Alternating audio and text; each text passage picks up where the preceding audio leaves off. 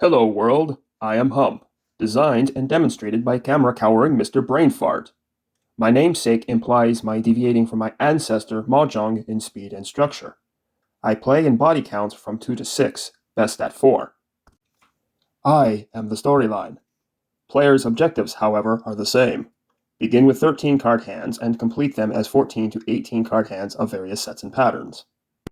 Pause and rewind how Brainfart gives my box motion sickness while revealing its face's texts and plain graphics. Let's begin with a 4-player opening. Brainfart set me up off camera. Against my ancestors' zero-sum scoring, everyone starts at 0 points. Players score points even in quaint and quotidian draw and discard activity. Depending on body count, whoever either picks an East seat card or a small cardboard piece marked with a 1 starts the game. Gameplay cycle always flows clockwise. Here East, the position on the right, starts the game. Hurry up, Brainfart, and start East's initial move. Any player on their turn, if they have 2 face-down hole cards, must first flip them and then play.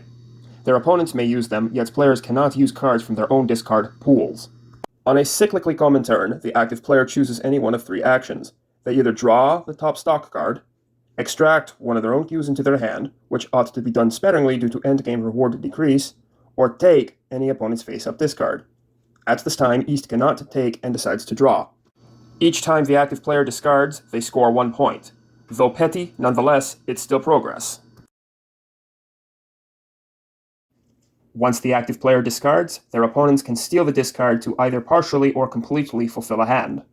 For now, none of East's opponents need the discarded south card. The south card can now and later instead be taken. Now it's South's turn. They first flip their whole discards. Then they draw and resolve their turn. One set type is an optional quad of 4 naturally identical cards. Since South has a concealed quad of blue 3 lights, they call quad, reveal all 4 cards as proof, spread and commit the set face down, and immediately play again. South drew a dis, which I will later explain. Passive, drawing and discarding, is the most frequent action players will perform until one calls another's discard. Here's a calling example. North needs South's recent 7 limbs discard to fulfill a set. I prioritize calls first by fulfillment, full or part, and then by farthest clockwise distance from the recent discarder's position. North calls part, reveals 2 natural cards that link the 7 limbs, 6 and 8 limbs for a run, grabs the 7 limbs, lays and commits the run on their play area, discards another card from their hand, and scores 1 point. West would typically reveal their whole cards before North. However, due to being skipped, West leaves their discards face down. As a penalty, calling helps thine opponents. All other players score 1 point. Each skipped player between the discarder and the farthest caller adds an additional point. West gains 2 points for doing nothing. East and South score 1 point apiece. Though not shown on this demo, calling full on a discard doubles point penalties. 2 or 4 points per player instead of 1 or 2. Play commonly returns to the next player. In this case, play returns to East, as no one else calls North's 9 lights. Multiple players need West's recent 7 lights discard. 2 opponents call part. The caller farther away takes priority, becomes the active player, and gains the 7 lights. Stay tuned for the result. East was the clockwise farther player from West. East built a 7-8-9 lights run, discarded an 8 limbs, and scored a point. South and West scored 1 point, North scored 2. Now it's back to common play. I skip a bit more. It's a bit later in the demo. Here's an example of a take.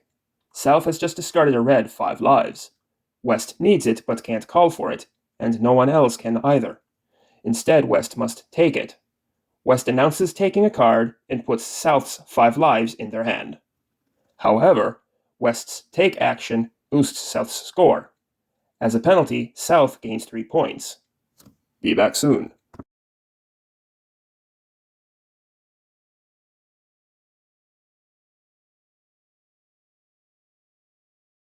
Here's a critical moment that closes this demo's first hand. North just discarded a 4 lives, which no one calls. East needs either of 2 cards to complete and submit their own hand. East sees an autumn marked with a leaf motif, from North's discard pool and takes it. Now East completes their hand and calls full. East must reveal the hand's entirety, exposed sets and in-hand cards as proof. East calculates the hand's value by cue use and patterns. Thou must decide when to juggle using cues for collecting earlier bonus cards by the table's center versus retaining them for a potentially higher endgame credit. Here's a close-up of East's hand. 2 runs, 2 triplets, and 1 pair.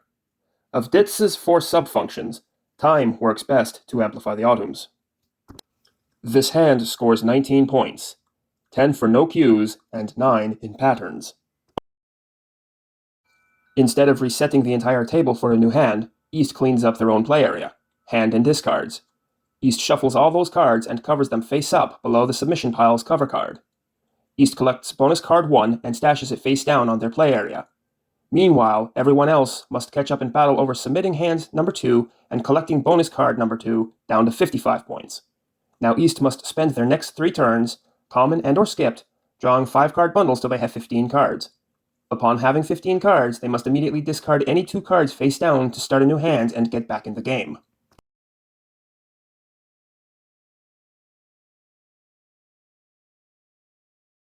All of these types of moves display what happened throughout a game. Once any player submits their 3rd hand and collects their 3rd bonus card, I stop.